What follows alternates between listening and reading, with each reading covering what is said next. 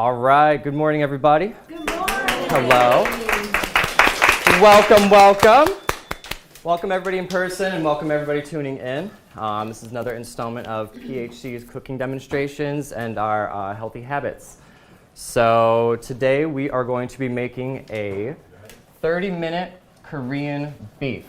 So over the last few recipes, this actually might be our first recipe using red meat. So we've been using a lot of chicken, we've been using a lot of turkey, we've been emphasizing a lot of vegetarian dishes. But today we're going to highlight beef and red meat. We're going to talk about some benefits, we're going to talk about some potential downsides, some of the stigmas against red meat, but also some of the nutrition facts. So if somebody would be so kind to start passing this out, Dayana, if you would. I'm going to have you guys all get one of your recipes so you can follow along. So this is going to take 30 minutes. It's kind of like a little mini stir fry. It's going to have like a bed of rice, veggies, and meat. So what you're going to do first is you're going to start getting the meat going. So anybody who knows cooking with meat, it's usually one of the first things that you want to get going. So today, like I mentioned, we got beef. So you can do either ground beef, you can do beef chunks, you could do sliced beef. Today I just did little tiny pieces. You know, with red meat, especially beef, there's always the concern of undercooking meat. But you know, with steak, you can get it medium rare, you can get it rare, or some people even get it blue. Has anybody ever gotten that? Anybody like their meat blue or know what that means? That's where you just barely sear both sides of the steak. So it's, yeah, I know, right? That's kind of my feeling about it too. But some people, that's how they like it. Some people like it well done. But the point of that is beef, as long as you cook it for about 5 to 10 minutes, I always encourage people to put a thermometer in any meat that you cook just to make sure it's up to temp because you never quite know. But as long as you cook it for about 8 to 10 minutes or so, it's browned, you can cut in it, and it's not really pink, you should be okay. With meat, there's always the concern of bacteria. So if you're going to buy meat, especially like red meat or chicken or poultry, they say you should cook it within like 4 to 5 days at the very least. They encourage you to cook it sooner rather than later, but the more that it sits in your fridge, even though it's a controlled environment, there's always the risk of bacteria growing, especially if you're going to marinate something. So you should never marinate anything for more than a couple of days. So one thing that I'm going to point out too when you're working with meat, I'm going to put a couple in here too so that we can see when the oil starts bubbling. But what should I do immediately now? I should change my gloves. I'm working with two different things. So I'm working with raw meat and I'm also working with produce. So you should always change your gloves. Even if you just barely touched it, you should always change your gloves because now I'm going to switch over to produce. So one of the concerns is cross-contamination. If I'm going to touch the meat and then touch my veggies, that's the bacteria coming in. So that's one food safety tip that I will share with you guys. Right now, I got my rice cooking in a rice cooker. So usually if you want to boil your rice, you could do that too. But rice and meat are one of the two things, especially with this dish, that you're going to want to get started right away. I started this about 20 minutes ago and it's still cooking. So that's cooking. We're going to wait for the meat to get going. And if you look under your directions, the first thing is to brown the meat. And then you're going to add in some sesame oil. Do we have any sesame allergies present? No? That's wonderful. Sesame oil is one of my favorite things to cook with. It adds so much flavor to it, especially when you're making like fried rice. It just doesn't taste the same unless you add sesame oil, in my opinion. And then you're going to stir it. So basically we're just adding in some meat and oil. So it's already starting to brown. I added some olive oil in there. I'm going to go ahead and add some more sesame oil before I add the rest of the meat. And then we're going to go ahead and add the seasonings. And then we're going to add the sauce and the veggies. So what I'm going to do right now is finish up the meat. And then I'm going to have a couple volunteers come on up if anybody is interested in helping. All right. Thank you, guys. We appreciate you. Jake, what does 93 7 million. Is that the fat content? What are you looking at? At the hamburger, the burger. I mean, the Yes, I believe so. That's how much lean versus the meat ratio, if I'm not mistaken. Does that sound about right to everybody? All right, if you guys want to throw on an apron, that'd be wonderful.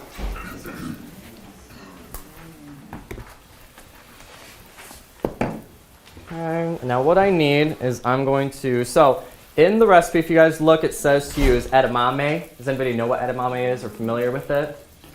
some little peas. Yep, it's like a bean. It's more specifically, I believe it's a type of soybean.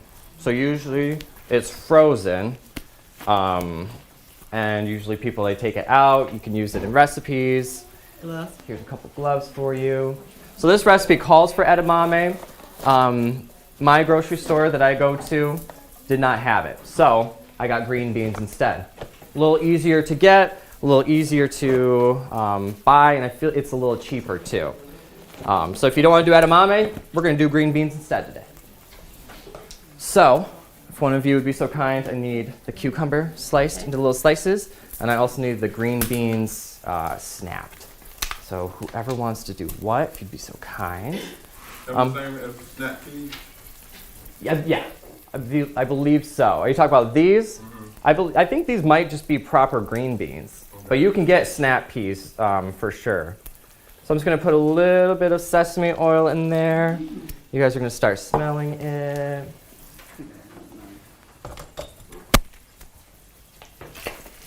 Let me know when you guys start smelling it. Okay, yeah. Yes, if you'd be so kind. It's going to smell just like sesame. Anybody yet? Yeah. Okay. So what we're going to do is we're going to add in the meat. Now I don't want to add too much. I might do it in a couple little increments. It might all fit, honestly. Sometimes when adding too much of anything in there, it just slows the cooking down way too much. And also it can be tough to gauge what's actually cooked and what's not. So if I have all of this in there, obviously it's going to take longer to cook, but it's just going to be hard for me to actually pinpoint and see if there's any raw bits still remaining. We smell it now. You smell it now? Yeah. Good. All right, so since we're cooking up red meat, does anybody know some of the common perceptions about the negative impacts of red meat? So negative impacts of red meat that we have heard. Anybody want to share? Not good for you. It's not good for you. Digestion, it takes longer. Heart disease. Okay, so we got heart disease, we got digestion, because it can be tough to digest, and somebody also mentioned negative health benefits, negative health impacts. So in addition to your body having trouble or having some potential downsides of consuming red meat, it's also not the best on the environment. So we can go into that a little bit later. But with your body, red meat, yes, it can be kind of tough to digest. It's a tougher meat. It's more, it's more dense, more difficult for your body to digest. But with that said, that's more the case with people who don't eat it regularly. So if you eat it regularly, most of the time, you're able to digest it better than somebody who just doesn't eat it, if ever. So one of the downsides could be a little difficult to digest. Somebody also mentioned heart disease. Diets high in red meat, meaning that you eat it with just about every meal, there is a correlation where there's higher heart disease. And in addition to health benefits, does anybody know benefits? Provides protein, good protein. It's a very dense source of protein, absolutely. Vitamin B. It's got some vitamins, absolutely. Vitamin B. It's also got one thing that your body really, really needs. Protein. Protein, sure.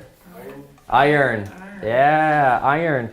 So if you're anemic, your body doesn't process or doesn't use iron properly, so you need more iron in your diet. So red meat can be a really good source for that. So while this is going with that, it's going to take a hot second. Another thing, just while we're here, I wanted to also, has anybody ever made chili oil before? Chili oil? Chili oil. With red chili flakes, has anybody ever had chili oil? No. Or know what it is? No. All right, so chili oil.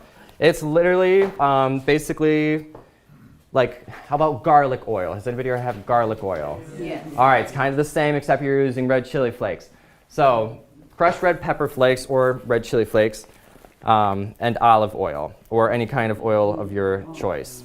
So what it is it's basically like a really spicy oil that you can use as a drizzle, you can use it in sauces, you can use it in your cooking. So I'm going to make just a little bit on the side real quick. Dayana, would you mind finding me a pan, just like a little saucepan? So it's one of my recipes. It's 1 cup of oil and 3 tablespoons of chili flakes. And it's so easy to make. I make it and keep it in my fridge. It keeps really well.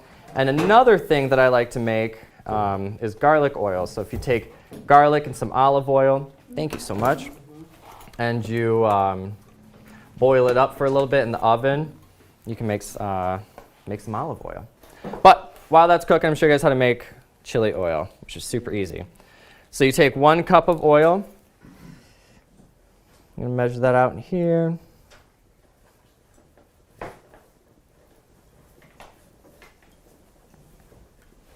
And again, you can use any kind of oil you want. One of the downsides about olive oil is it's expensive. One of the positive benefits of olive oil is it's one of the more healthier oils for you. Is it several different olive oils? Oh, yeah, there are. Some are different and some are better. Exactly. Yeah, some of them are like, yeah, I'm glad you bring that up because, yeah, if you go to the olive oil section stores, there's like a lot of options. A lot of options. Extra virgin. There's extra virgin. There's also like robust, like light. Like there's different flavors that are specifically good for like sautéing or making dressings or making all this other stuff. So what the differences are, I mostly just go based off of what the flavor is. I did want to point out too, steak does not usually take this long to cook. This oven has a like a middle function and a large function, and I had the middle turned on, so it wasn't getting up to heat as fast as I had hoped. But I just fixed that. This is going to get up to speed quick. But if you're going to do the chili oil, you're going to take 1 cup of oil. You're going to put it over medium heat. It's going to take a second to get going.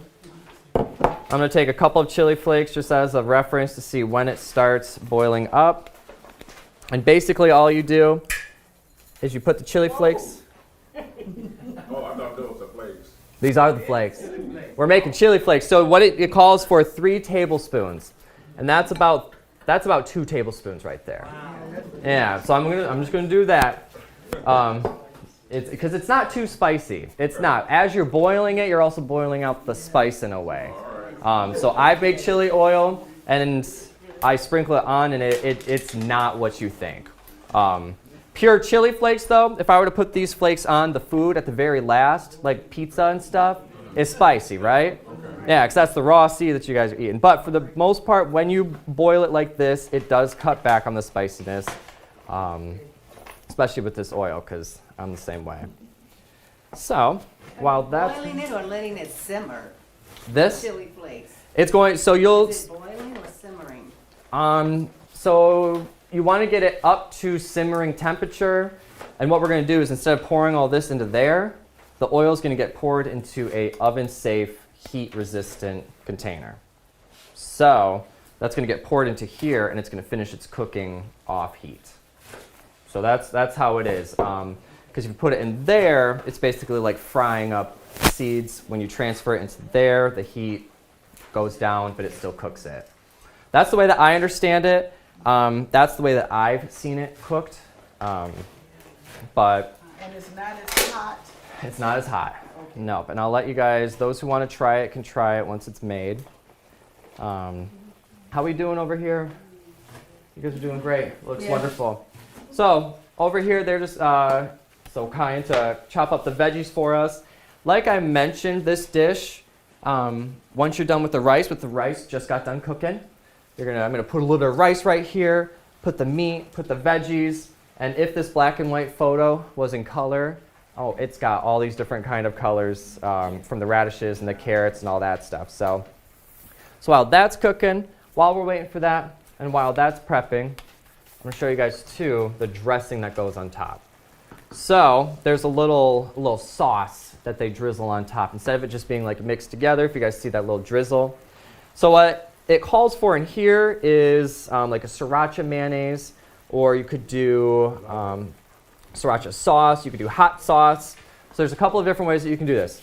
So one thing that Dayana is going to talk to you guys about today is My Plate. Has anybody heard of My Plate before? Has anybody heard of My Plate? Yes. Okay. Has anybody heard of the food pyramid? Yes. Okay, so there's the food pyramid, and now there's My Plate. We kind of got away from the food pyramid, now we're doing My Plate. But it's basically the same concept where it shows what your plate should look like at the ideal meal. Does anybody know at the top of their head how many food groups we got on My Plate? 6. No, 5. It's 5. So we got fruits, veggies, protein, grain, and dairy. Right. So one cool thing about this dish that we tried doing this week is to try to include all of 5 food groups. One thing that's missing right now is we got the grain, right? We got rice, so that's our grain. We got our veggies. We got our technical fruit, which cucumbers, technically fruit. We also have our protein, and what's the one thing we're missing? Dairy, absolutely. So one way to include it is you could always drink a glass of milk. Do we have any milk drinkers in the house? We have a couple. Okay. I like milk. I drink milk. I like it. But a lot of people, they don't. And I kind of understand. I do. I could see why some people wouldn't like it. But me, I like milk. I'll drink it with some meals every once in a while, or my cereal. But if you don't like milk and you're trying to get in your dairy, which Dayana will talk a little bit about, benefits of each food group, and we'll go into detail about My Plate later. You could always include some Greek yogurt and hot sauce. Your homemade buffalo sauce is what that comes out to. So a good, healthy buffalo sauce drizzle. You could do your favorite hot sauce and some that. What'd you say? You said ranch? Somebody say ranch over here? No, she was saying relishes. Oh, because I was just about to say ranch dressing you could use too. There's like a sriracha ranch that you could always use. But today what we're doing is we're using some plant-based mayonnaise. Believe it or not, it was the only mayonnaise at the store that was sriracha, and it was plant-based. And I'm like, okay. And I've tried this before, and it's really good. And then we're going to mix it with some Greek yogurt. So we're going to do 3/4 yogurt to 1/4 mayo. And that's going to be our drizzle. Dayana tried it with me earlier today, and it was pretty good. Not too spicy, not sweet. It's just fine. So, yeah. If you'd be so kind, yeah, that'd be wonderful. Thank you so much. All right. So I'm just gonna eyeball it, because that's how I do. So I'm gonna do about 3/4 of yogurt. And about 1/4 sriracha mayo.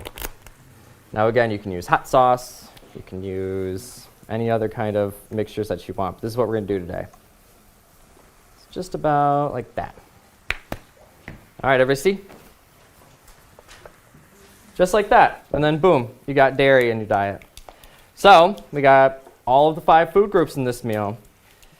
So you're gonna mix this together. We're still waiting for the oil to get up to heat. The meat is just about ready. Our veggies are getting cut. And just like the rest of our recipes, this is a pretty easy one. It's really just about following different steps and whatnot. So rice, does anybody have a rice cooker at home? Yep. Yes. Does anybody here cook rice by hand? Prefer to cook rice the old-fashioned way on the stovetop? Okay. And how many people here, excuse my reach, like to get the parboiled rice, where it's like half ready to go, you just keep it in the plastic bag and have you guys seen that before? Yeah, it's easier to access. So like, it's basically if you imagine half boiled rice or half cooked rice in a plastic bag, and all you have to do is boil the bag itself, and then it's all set to go. All right, so what do you guys think? Does that look pretty good? Yeah, I think it's pretty good. I'm going to keep it on the heat, but I'm just going to turn it down a little bit. I'm going to add in my seasonings now that it's pretty much done cooking. So we're going to add in some garlic, ginger, and some red pepper flakes. Just a little bit. Just a little bit, because this isn't really going to get cooked off. So I'm literally just going to do like that much. Just about that much. Just a little bit. And then just a little bit of soy sauce.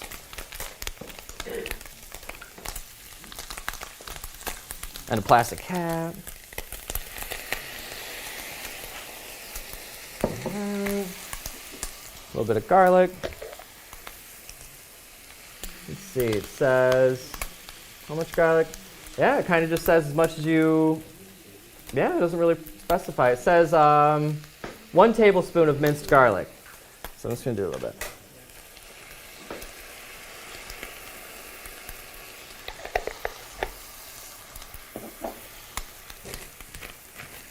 I'm going to chop up the ginger real quick and get that going as well. Has anybody ever used ginger or cooked like fresh ginger root before? I always put mine in not a grinder, but juice. I always juice my ginger Okay. and put it in ice cubes and freeze it. That's fine. Okay. So some people, they cook it and they freeze it for later use. All right, I'm going to draw our attention over to the oil now. So if you guys have cooked with oil before, you know there's a threshold. Once it gets to that threshold, it starts burning. So that's why I put these little flakes. As soon as I start seeing little bubbles coming up, which I do on these little ones, I'm going to take it off the heat. I'm going to call it good. I'm going to pour it right in there.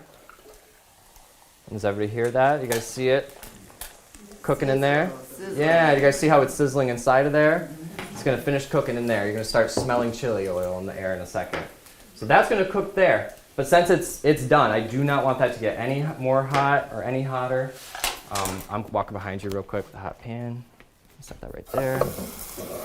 Don't you have to worry about the ginger you put in? Because don't it get really, you put too much in it? Ginger? Yeah. Absolutely. Ginger. Yeah, and I'm just going to do a little bit. So I'm actually glad that you bring that up. I'm going to chop up the ginger myself real quick. And yeah, if anybody's ever, so some people have cooked with ginger before. For the most part, it's a pretty robust flavor. So it's pretty easy to add too much. So I just cut it into little slivers. It's really good. Oh, so the chickpea curry. Do you guys remember us making the chickpea curry? Mm-hmm. Yeah, so with that too, do you guys remember tasting a ginger taste? Gingery, yeah. So that was pretty much the same thing. So it stays in the dish if you add it towards the end, but sometimes you want to cook it out. That looks perfect. You guys, this is wonderful. So whenever you guys are all set, you're more than welcome to. I make tea out of it.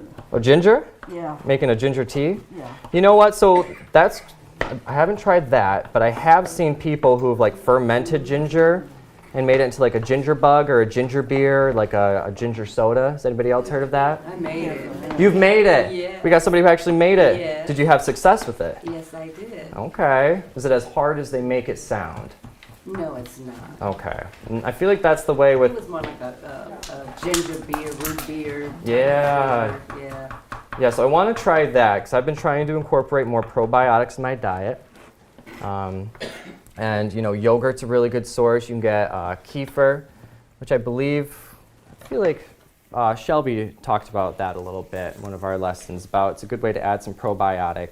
But it's basically like Greek yogurt that's been fermented just a little bit less, and they add like flavors to it. So there's like raspberry flavored but anyway, it adds probiotics to your gut. Okay, so that's finishing up. We've got the rice chilling. You guys see the red pepper oil, how it's starting to turn just a little bit red. Just gonna have that chill there for a little bit longer, and that's just the chili getting cooked.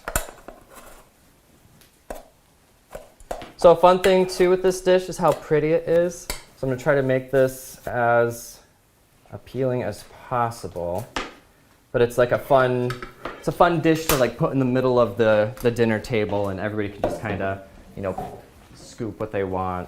Is that a brown rice? It is a brown rice. I'm glad that you mentioned that. Yes, it is. I did some brown rice today. You can use any kind of rice that you want, but I always encourage whole grains to the fullest. So I got some brown rice, and I think that's the only main substitution that I got. So there's our grain. See all of our veggies. I'm gonna start setting it in. This looks so pretty. Yeah, that looks wonderful. And start plating it. Yeah, and this is like a fun, easy, healthy meal that you can make when you have like guests coming over. You could always like get egg rolls on the side or something similar. You could always get like, I don't know, fortune cookies or something fun to go along with it, or you could have like a whole, I don't know, you could do whatever you want. It's kind of a little easy one dish.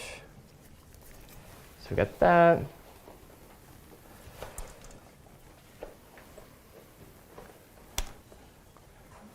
Alright.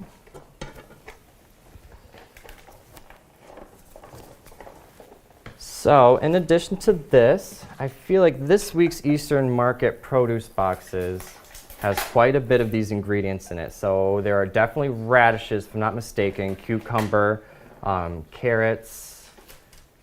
I think I got most of these. I'm not sure about beans, but you guys will see that some of the ingredients, we tried to make sure that they're also in here this week. So Jake, about the rice, the brown rice. What do? They take the brown off the rice, turn it to white rice or something? With the rice. Okay. I believe, so they process it and they remove kind of like the husks from it. And that's what makes it white? Yeah, that's my understanding. Does that sound about right? Is that pretty much everybody else's understanding? It's like a process, it's refined. So they remove the husk, and in that process, it does make it easier to cook with. I will be the first person to say that cooking with whole wheat is not easy. It is not. You have to substitute it because you guys remember when we made that naan together and I used whole wheat? What was the issue that we ran into? And brown faster. It's not like Yes, it's not so, it doesn't hold together well, a little bit more dense. It soaked up the water way quicker than regular white flour does.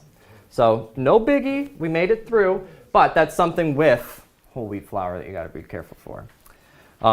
So I appreciate you guys so much. Can we get a round of applause for our volunteers? Thank you guys so much. If you guys want to feel free to take off your gloves. We'll get you guys served in just a second, okay? Thank you. You guys are awesome. All right, so here's our drizzle. I'm gonna add just a little bit of water to thin it up. Do we have a question in the comments? We have a question, yeah. If I use hard tofu instead of beef, will the flavor soak into the tofu? That's fun. That's a great question. All right, so did everybody hear that? If you're using tofu, the question was if the flavor gets soaked into. Does that sound about right? Is that about right? So, yes, that's one of actually the cool things about tofu is that it soaks up a lot of the flavor of whatever you're cooking with. So I'm going to add just a little bit more water. I want that more of a drizzle. I want that to look a little bit nicer. So yes, it does. So tofu, one of the benefits of it, I would say it's a benefit, is that it soaks up whatever flavor that you're doing or cooking with. Just like rice. Rice does that too. But that could also be like a potential downside. Just a second. Since the vegetables are raw, is this more like a salad? I guess a little bit. I guess you could call it a salad. It is a little bit of a salad. It's just kind of like a one-pot dish, like a stir-fry in a way. All right, does everybody see this? Ooh, I wish it was a drizzle. But imagine if it's nice and drizzled. A good way to do it is just keep adding water until it has the consistency for you. Another way you could do it is like get like a little pipette or like a plastic baggie and cut the end and like drizzle it that way if you're like want it to make it look really nice. But here you go, the 30-minute Korean beef and also our chili oil. So with the chili oil, it's just like that. You don't, if you want to drain it or strain it so that there's not the seeds, like the actual seeds in there, you could strain it so it's just the oil, but I use it just as is. So I'm not gonna drizzle it right now. I'll allow anybody who wants to try it to give it a whirl. And with that said, I'm gonna bring up Dayana while we're plating, and she can talk to you guys a little about my plate. So we already discussed a little bit about all these different ingredients that we got going on up here, and we're gonna go into just a little bit more detail. So let me start plating this up and get it going for you guys. We'll have a nice little discussion. Yay! Nice. I can do this. Okay. Appreciate you. Yep. I will grab these gloves, so I don't have to keep walking behind you. All right, so good morning, everybody. Let me make sure my mic's open. Good morning, everybody at home. Well, actually, good afternoon, because it should be, yeah, it's after 12, so good afternoon, everybody, and everybody at home. Happy to see you all again. Happy you guys could tune in with us. So we're going to talk a little bit about My Plate today. We won't get too deep into each of the food groups because it can be a lot. It can be a bit of a spiral, but we'll get into some basics. And we'll kind of talk more about portioning, how to use the My Plate to portion, the importance of portioning your food with respect mainly to vegetables too. All right, so I did bring a picture. I usually have a physical My Plate that I take with me to my classes, but I couldn't bring it with me, so I brought this digital picture, right? So I'm sure a lot of you guys have seen this before, either if it was on TV, at the grocery market, maybe in school, right? So this is the My Plate poster, and like Jake said before, the USDA created this. It was originally known as the food pyramid, right? But they changed it because there were a lot of problems with that, right? So one of the main problems with the food pyramid was that, one, it did not recommend whole grains as a part of your diet. And we know now that whole grains are a major source of fiber, right? Major source of digestive health, right? So that was one big problem. Another problem was that it was just really just too confusing to look at, right? A lot of people couldn't really understand what recommendations and guidelines they were trying to make. So they changed it to give more of a visual representation and something that's just a bit easier to understand and to apply to how you actually eat your meals. So that is how we got to this. And I do think this is a great representation. I mean, it does look like a plate, right? And even so, like, this is even great for kids too, right? It's really difficult for kids to understand the food pyramid. So when you're trying to get kids and younger people to eat healthy and make healthier decisions, this is a great representation for them to use as well, right? But anybody know what was the purpose of the My Plate, right? Why did the USDA create this My Plate? What do you think their goal is? What are they trying to do? Make us eat healthier. Okay, make us eat healthier. Sizes. She wants serving sizes in the back. To make us eat from all the foods that we need to eat from. Making us eat from all the food groups that we need to eat from. Yes, all the way in the back. And also to teach you portion control, what portion you should have from each food group. Absolutely. So teaching portion control, how much you should be having from each group. And all of these things are correct, right? So the main goal, the ultimate goal of the My Plate was to help us to make healthier choices, right? Because there is an obesity epidemic going on in our country right now. Our country spends the most money in healthcare, right? But our people still have the worst outcomes out of any developed country. Right, so so the USDA, right, the FDA, right, all these federal organizations are trying to put means in place to help us to have better outcomes, right? They're already spending the money, but we're not seeing any benefit, any results from that, right? So there's other things that they're trying to do. So that's where this My Plate comes in, and it tells us that we should be eating from fruits, vegetables, dairy, right, proteins, and grains, right? And so even with these, eating from each of these groups, right, it doesn't necessarily say which foods to eat from, these groups. They leave that up to you guys, right? Whatever diet that you prefer to take on, right? But this is just kind of a guideline as you plan your diet, right? So just to get into some of these food groups, right? We've already talked about proteins the past couple of weeks. We started off with animal-based proteins, right? Then we had Jake's chickpea curry, right? So we went more into plant-based proteins, right? We know that proteins have those amino acids that our bodies need, right? And then get into fruits and vegetables, right? Can anybody tell me what's the difference between a fruit and a vegetable? Like why can I say an apple is a fruit instead of saying that an apple is a vegetable? The seeds are inside. Oh, yeah. There are exceptions, though. There. Tomato has the seeds inside, but it's considered a vegetable. Yep, so that is very true. So what makes a fruit is the fact that it's where the seeds are located, right? The seeds of a fruit are on the inside, right? But like you guys said, there are some exceptions, right? Like tomatoes, right? Some could be kind of considered both, right? Things like eggplant and things like that. But with vegetables, right? Vegetables can be any other part of the plant that you eat. So it could come from the stem, it can come from the root, right? It can come from the leaf, it can come from the flower, right? And there are some exceptions for fruit too. There are some things that have seeds on the inside. Well, technically not even, right? So I did some research, right? Technically, botanically, right, a strawberry is not considered a fruit. Right, it's considered a false fruit, right? Because when you cut into a strawberry, the seeds are still on the outside, right? It's called like an infinite fruit because you can take any one of those seeds and it will grow its own strawberry plant. Yeah, and so when it comes to fruits and vegetables, you want to make sure when you're portioning, half of what we eat in a day should come from the fruit or the vegetable group, right? So when you look at my plate, right, and I just do this and I just cover up half of my plate with my hand, that's what's left over is fruits and vegetables. So you want to make sure that half of what you eat, and I know saying half of what you eat in a day might be a lot because I can say for myself, half of what I eat in a day does not come from fruits and vegetables. But I can at least say that half of what I eat in a week comes from the fruit and vegetable groups. What about you guys? Would you say that half of what you eat in a week comes from either fruits or vegetables? Maybe, some days out of the week or, a couple days, maybe, you want to switch it up and do every other day, like, Monday, Wednesday, Friday. Maybe you want to reserve it for the weekend or just reserve it for just during the week, But when it comes to portioning that, right, you want to make sure that you're having a balance of non-starchy vegetables, right, with starchy vegetables. And with the non-starchy vegetables, I really recommend these because they're lower in carbohydrates, right? And they're low in starch. And we know that with starch has components of glucose in it, right? It's not an actual full form of glucose, but it has some glucose in it. And we know that when our body breaks down glucose, it becomes sugar, right? And the older you need, the less starch that you need, right? Because when you have that excess starch, right, that can add on and that can, cause things like high blood pressure and things like that, things that we don't want to have to deal with, right? So just trying to make sure that you're minimizing the amount of starch that you're putting in. So like, for example,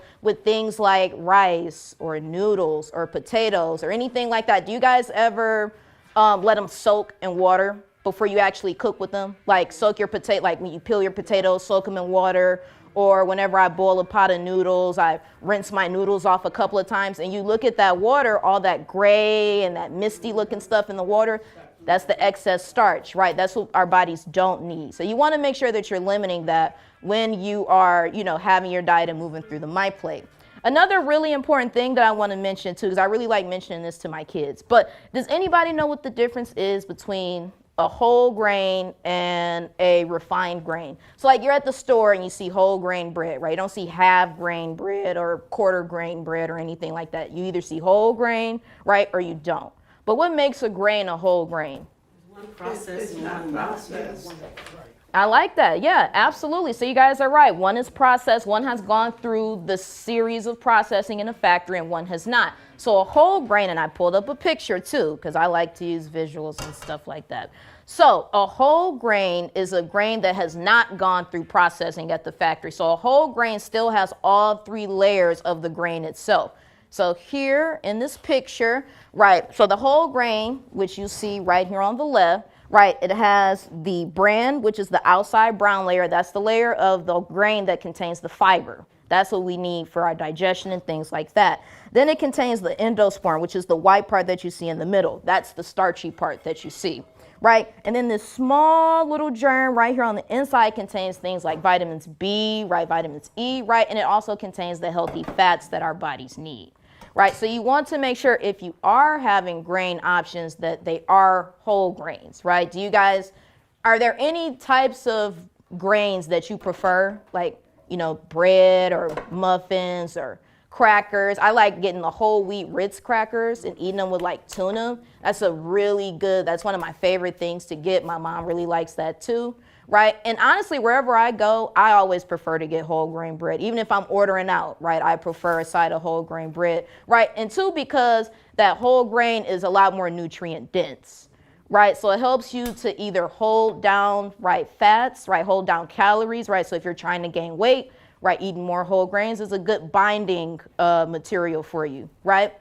And so getting into the portioning of the My Plate, right? And just looking at, and I'm pulling my picture back up, just looking at how each of the food groups are sized, right? So we have some that are bigger than others, right? And we have some that are small, right? So we obviously see that dairy is the smallest group, right? We see vegetables is the biggest group, right? Grains is a big group too, right? So when it comes to portioning your food, what are some ways that you guys portion your food? I don't portion. Okay. Nothing wrong with that. Nothing wrong with that. But you got to start somewhere, right? We got to start somewhere. So that's why we're talking about it today. And then we guys can get some ideas of how to portion. So usually, oh, yes, go ahead. No, I use a measuring cup for like rice. Okay, measuring cup for rice. I don't get too much. Yeah, absolutely. A measuring cup. More. I need more. You need more rice. More of this or more of that or less of this, less of that. That's why. And you may still be hungry. Yeah, it's just all about personal preference. Right here in the back. Okay, can't you use your fist for your meat or something like that? Yes, and you know what? I was going to get to that. Once I talked about measuring cups, I was going to demonstrate the hand. It's called the hand method. But yes, in the back, you had your hand up. Yeah, I was going to say that I'll put the most important item, which is the vegetable, on first. Mm-hmm. And get plenty of that, and then fill up everything else accordingly. Okay, yeah, absolutely. I like that. So you can use measuring cups, you can use measuring spoons, and if you don't have either one of those, you can use what's called the hand method. And I think it's actually it's a pretty neat thing to do, right? So with the hand method, right, starting at proteins, right? So you'll want to take the entire inside palm of your hand. That's the portion size of protein that you want. Right now for your vegetable, right, just the inside palm. So not the fingers, but just the inside palm. Right, for your vegetables, you want to take 2 cupped hands. That's how much vegetables you want to have on your plate. Right, for your fruits, you just take 1 cupped hand. Right, for your starches, you do the front of your fist. Right, so this whole space right here, that's how much starch you want to have on your plate. And then when it comes down to things like if you're using oil to cook with, if you're going to use like seasonings or anything like that, just the top part of your thumb. So you see how little that is, right? Because when you start adding that stuff, that's where you start adding the salts back and the sodium and the starch back into your food that you're trying to get rid of. So that's why when you're adding stuff like the oils and the seasonings, you want to keep it as minimal as possible, right? Not too much. What about spaghetti? For spaghetti, I guess maybe it would depend, because I'm sure with spaghetti you probably would need more than like just this much. So it would just depend on the meal that you're eating, right? But oils and seasonings, you want to keep it just at the tip of your thumb. And then when it comes to things like dairy, so cheeses, butter, eggs, and things like that, then you want to keep it at the size of your whole thumb, right? So that's how you portion using the hand method. And again, there's so many reasons why it's important for us to portion our food, right? So one reason that I portion my food is for calorie control, right? You portion your food, you control the amount of calories that you're putting into your body. There are recommendations, for how many calories we should be eating every day. Does anybody know? How many calories are we recommended? Is it 1,200? I believe the older you get, the lower that amount goes down. But right now, it's about a little over like 2,000. I think last I checked, it's like 2,500 or so, right? Anybody know how many calories is equal to 1 pound? 100. Nope, more than that. 500? More. 16. Right there, Miss Betty. So 3,500 calories is the equivalent of eating 1 pound. Yes. So that's why it's very important to try to portion your food, so that way we can control how much you're eating, because on average, most people eat more than 3,500 calories in a day. Right? And that's just from, things like eating breakfast, having snacks in between the day, right? You got lunch, you got dinner, maybe you still have late night snacks, plus the things that you're drinking too. So you just want to make sure that you're doing things in moderation, which is where the portion size and the My Plate comes in. So, yep, I will go ahead and wrap it up. Thank you guys, for coming out and listening. Yes, did you have a question? Your color chart I did not see where the fruit, vegetables, grain, and protein and dairy is because I'm sitting too far away. So could you hold it up again? Yeah, and sure. Tell us, the color and what's there in that color chart. Yep. Let me close this out. Thank you to our lovely audience at home. Please feel free to like, comment, and subscribe. And we look forward to seeing you guys next week for another awesome video. Thank you. Yay. And then here, let me get that for you.